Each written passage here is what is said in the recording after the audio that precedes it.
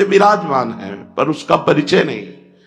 असत माया का खेल चल रहा है, नहीं जन्मना ऐसे संसार में। हमें आपकी प्राप्ति करनी है।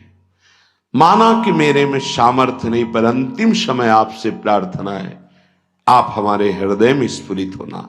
और हे वृंदावन, आप मुझे ऐसी सामर्थ्य देना कि भारी दुख का समय हो अंतिम, तो भी मैं आपके धाम से अपने शरीर को बाहर न जाने दूं। ये बड़ी बात है। एक क्षण के लिए भी मैं कभी अंतिम चेष्टा में, जब मेरा शरीर भारी पीड़ा में हो, यहां से जब जाना होता है, जिनका आखिरी जन्म होता है, तो बहुत कुछ हमारी गंदगी जमा है जन्म जन्मांतरों की, वो बहुत शीघ्र भोगवाई जाती, थोड़ा थोड़ा करके। तो देखा जाता है कि बड़े महापुरुष भी अंतिम समय बहुत ही विकराल परिस्थिति आ जाती है, उस समय भागना नहीं है औषधि के लिए, नहीं, ये धैर्य उपासक के अंदर ही होता है। पास में ही राधा टीला है, अभी कुछ ही वर्षों पहले की बात है। यहां के पूज्य जो महंत जी थे, बड़े ही कुंज बिहारी श्री हरिदास चरणारविंद के अनुरागी थे। रामकृष्ण मिशन में गए, परेशानियां बढ़ रही थी। उन्होंने जांच की, उन्होंने कहा यहां नहीं, आपको दिल्ली जाना होगा, या हो सकता है आगरे में हो जाए, या तो नहीं हो सकता, न मथुरा में न वृंदावन में। कहा कुंज बिहारी श्री हरिदास कौन जाएगा दिल्ली आगरा। हालत खराब होती चली गई। श्री हरिदास कुंज बिहारी श्री हरिदास। सबसे कहा कि स्वामी जी बुला रहे हैं हमें, जल्दी तैयारी करो जल्दी। ये अभी कुछ वर्षों की बात है, ये अपने सामने की बात कह रहे। जल्दी भोग बनाओ, नहीं तो भोग नहीं लगा पाओगे, समय है अभी, राजभोग जल्दी लगाओ। राजभोग लगाया, प्रसाद लाओ, प्रसाद। बैठो सब सामने, कुंज बिहारी श्री हरिदास, श्यामा प्यारी कुंज बिहारी श्री हरिदास दुलारी। कीर्तन शुरू हुआ, कोई समझ नहीं पा रहा क्या कह रहे, बस खून की उल्टी हुई, बोले स्वामी जी बुला रहे, चले गए। ये है जीवन भर की आराधना का स्वरूप। अंतिम लीला बड़ी विचित्र होती, उस समय आराध्य देव ही संभालते हैं। पूज्य श्री उड़िया बाबा बैठे हुए हैं, इधर प्रभुदत्त ब्रह्मचारी जी की कथा नीचे बैठ करके एक संत सुना रहे हैं, हजारों की संख्या में सभा भरी। बाबा ने कहा आज यहां स्मशान होगा। अचानक कौन समझ पावे महापुरुषों की, आज यहां स्मशान होगा। आज हम पहले 2 श्लोकों की व्याख्या करते हैं। जिसका जन्म होता है उसकी मृत्यु निश्चित होती है। आत्मस्वरूप जन्मा है, उसकी कभी मृत्यु नहीं होती। धैर्यवान कभी मृत्यु से विचलित नहीं। कोई समझ ही नहीं पा रहा कि बाबा आज बेप्रसंग की चर्चा कैसे कर रहे हैं। अच्छा तो सब सुनो, जो चर्चा हो रही सुनो। प्रभुदत्त ब्रह्मचारी जी की भागवत, ओम शांत बैठ गए। आखिरी ओम बाबा का था। इतने में वही आश्रम में रहने वाला एक कुछ विक्षिप्त टाइप का, क्या भगवान दास कुछ ऐसे ही नाम था, वो आया, कहने लगा लाओ हम चवर डुलाएंगे। तो ऐसे अनाधिकारी पुरुष थोड़ी महापुरुषों की सेवा में लग जाते, नहीं तुम हटो। क्योंकि सुलझा हुआ विवेकवान पुरुष ही महापुरुषों की सेवा में। उसको गुस्सा आया, गया तो चारा काटने वाला गड़ासा कहां से कैसे व्यवस्था की, एक था काल पहले से कंबल में ऐसे छुपा के आया, और इतनी रफ्तार से बाबा की चांद पे ऐसे खुले हुए ऐसे मारा 6-6 इंच गड़ासा, और ऐसे फव्वारा जैसे खून के ऐसे उठते। किसी को समझ में नहीं आया। सामने एक बूढ़ी माई थी, दौड़ के गई, वो क्या रहा, काल का खेल देखो। वो सब आसपास, मतलब सब ऐसे ही। तत्काल माई ने, बूढ़ी माई ने उसको वश में किया। बूढ़ी माई ने सब लोग उसको, फिर जो लीला, बाबा को एक इंजेक्शन लगाया गया कि अंतिम समय वो चेतना जागृत, ओम, बस क्या पूरे जीवन तप ज्ञान की मूर्ति, अंतिम लीला कैसे जा रहे हैं, पूरे जीवन मां मां मां पुकारते हुए रामकृष्ण पर, अंतिम गले में कैंसर, विविध प्रकार की पीड़ाएं, ऐसी महाभाव दशा में पूज्य भाई जी अंतिम समय में, जिनका आखिरी जन्म होता है बड़ा, तो उसीलिए ये ब्रह्मबोध संपन्न महापुरुष हैं, जीवन मुक्त महापुरुष हैं, प्रेमी महापुरुष हैं, क्या इनकी महिमा वर्णन करे, पर ये हमारे लिए कह रहे हैं, हम सबके लिए, क्योंकि ये जो मांग रहे हैं ये तो प्राप्त है इनको, हर समय लीला में प्रवेश है इनका, इनको श्यामा श्याम की आखिरी दर्शन की आकांक्षा नहीं, क्योंकि इनकी आखिरी जीते जी हो गई, शरीर राग मुक्त भाव दे से अपने प्रिया प्रीतम के पास कोई आवश्यकता इस बात की मांगने की नहीं है। ये अपने लोगों के लिए कह रहे हैं कि हमें प्रार्थना करनी कि मुझे पता नहीं है कब मेरा अंतिम समय हो, हे प्रियालाल।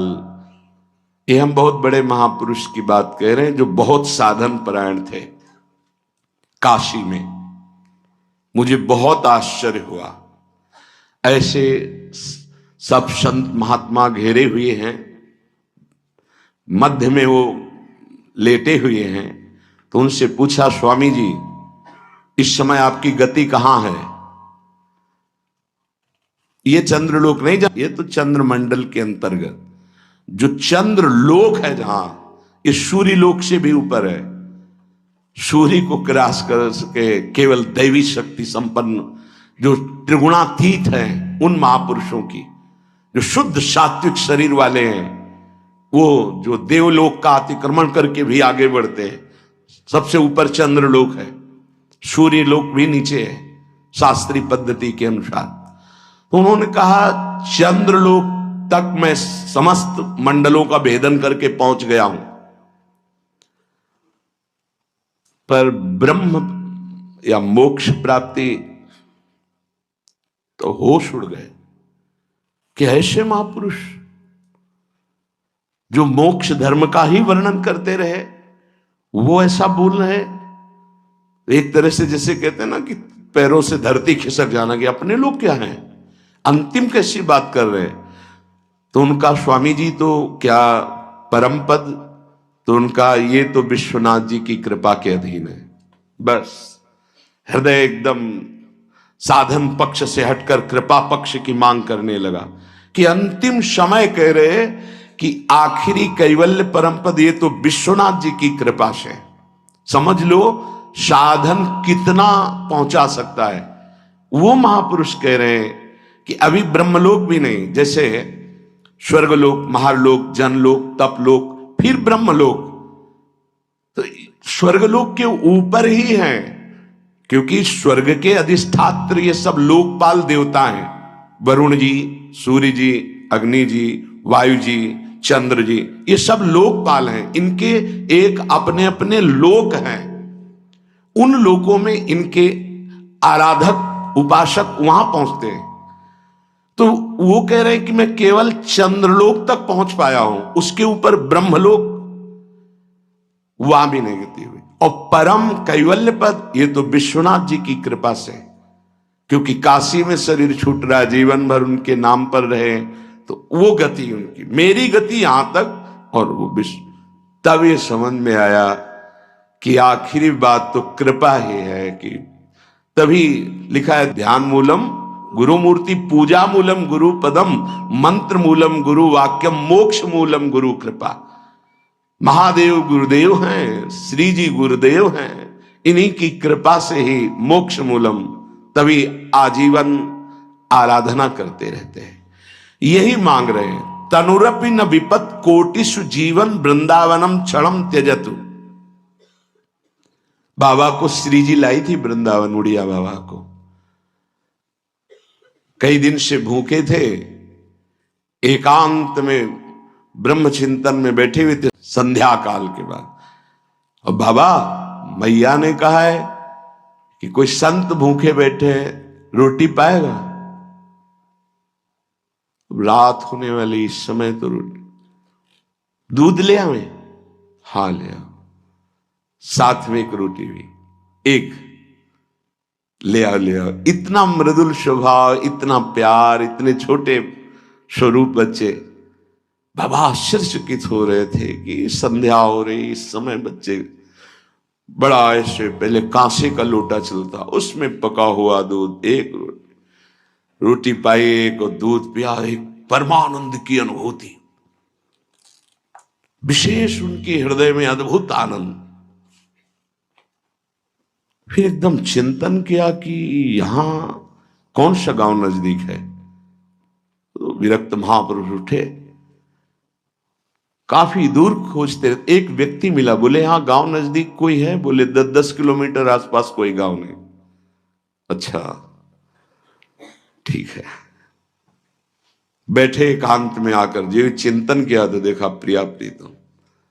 बोले ठीक है, अब आपका बुलावा आ रहा है तो हम आ रहे हैं आजीवन वृंदावन के लिए। देखो अंतिम यही लीलापूर्ण, बड़े करुणा में खींच लेते हैं, आओ खींच लेते हैं, तुम्हारा पवित्र हृदय हो गया है, बहुत तप किया है, आओ मैं तुम्हें परम पद प्रदान करती हूं। बड़े कृपालु श्री प्रियालाल। एक चीज ध्यान रखनी है, तनुरपि न विपत कोटिषु, करोड़ों प्रकार के संकट आ जाए तो भी छोड़ना नहीं, ये अंतिम बन जाएगा। जिनको अखंड वृंदावन वास मिल गया है सावधान होकर सुने, और जिनको नहीं मिला है तो आश्रय ले लें। कई बार चर्चा की, रजरानी चरणामृत साथ है, वृंदावन का आश्रय है, और वाणी जी साथ है, तो जहां शरीर छूटेगा, जैसे भारतीय सैनिक राजकीय विभाग का कहीं भी शरीर छोड़े, भारत के आज्ञा के अनुसार, सरकार की आज्ञा के अनुसार गया हो, तो तिरंगे पे ही स्वागत होते हुए उसको भारत ही लाया जाएगा। ऐसे ही हम वृंदावन प्रिया प्रीतम के उपासी, कहीं भी शरीर छूटे, आप सम्मान पूर्वक श्रीधाम वृंदावन लाडली जी के महल में ही आए। अगर आप किसी से व्यवहार करेंगे तो आपका चिंतन उसकी तरफ जाएगा। हमारा लक्ष्य है संपूर्ण चित्तवृत्ति का निरोध करके एकमात्र अपने आराध्य देव श्यामा श्याम में, तभी रोना आता है।